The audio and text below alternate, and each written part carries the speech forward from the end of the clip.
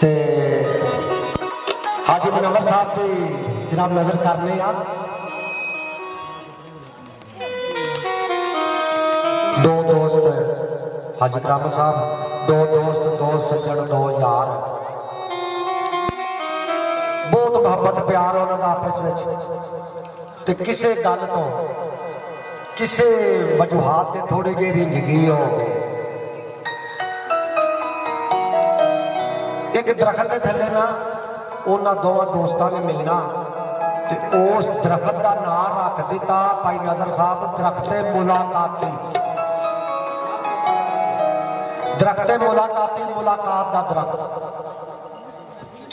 उस दरख्त के थले मिलना करना।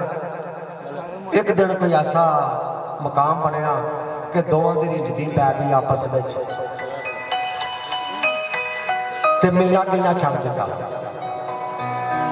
जिहदे दिल में बहुत ही मुहब्बत सी ना उन्हें आख्या चल यार अज उस दरखत को शजर को जाके पूछ ले ते जाके दरखत नूं आंदा ऐ रुख मुलाकाती, ऐ रुख मुलाकाती एक गल पूछना, ऐ रुख मुलाकाती एक गल पूछना सच्ची दस हा रब दे नाम ते।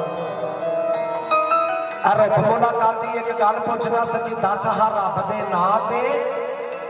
असी जिदन दे दोवें पिछड़े आ कभी वो भी आया तेरी छां ते। रुख मुलाकाती एक गल पूछना सच्ची दस हा रब दे नाम ते। असी जिदन दे दोवें पिछड़े आ कभी वो भी आया तेरी छां ते। अगू हुसड़ के शजर जवाब दिता, अगू हुसड़ के शजर जवाब दिता हाजी मुनव्वर एवें रोलना ओदियां राह ते कल सारा दिन ओदा मेरी छां थले लग्या ते सुता रहा गैर दी मां ते हाजी साहब पता की आंदे ने लाल सलारी आ ओ बेलिया सदा नभा छोड़ी खच तू चा मारी ते लोग ससी इन्हां कोल सुनने आ उठते पे आ सी एक मिठा जा छोटा जा गीत भी लग गया तो पेश कर देने आ छोटा जा ससी और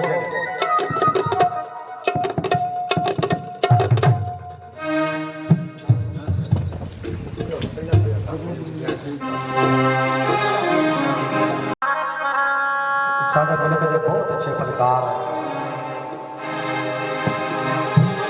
जितों तक पंजाबी सराकी सुनी समझी जाती है उतों तक पाकिस्तान का नाम रोशन किया बाहर के मुल्कों में। बहुत मीठी मधुर आवाज लेकिन अज जो हस्ती साडे विच मौजूद नहीं उन्होंने याद दे विच एक बड़ा मीठा जिहा हाजी भाई नदर साहब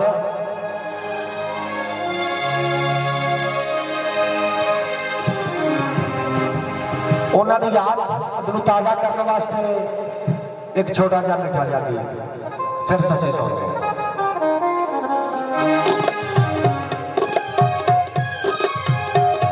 यानी साथी मराद हाजी साहब मंसूर अली मलंगी साहब उन्होंने याद ताज़ा करने वास्ते एक दो बोल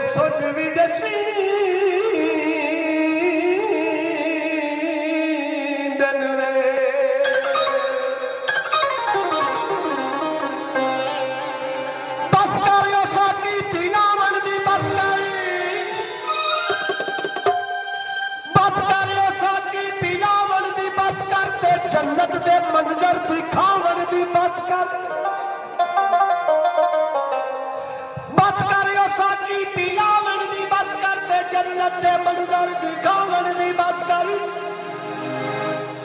तेरे इश्क विच मैं किते मर न जावा अखी ना लखी दे मिलावन दी बस कर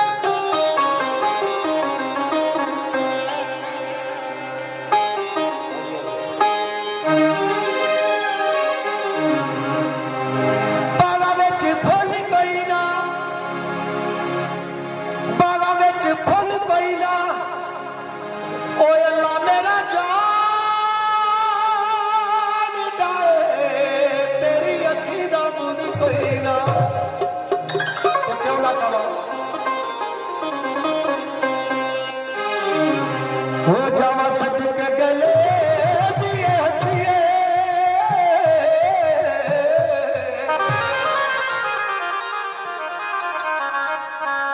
जावा सदक गले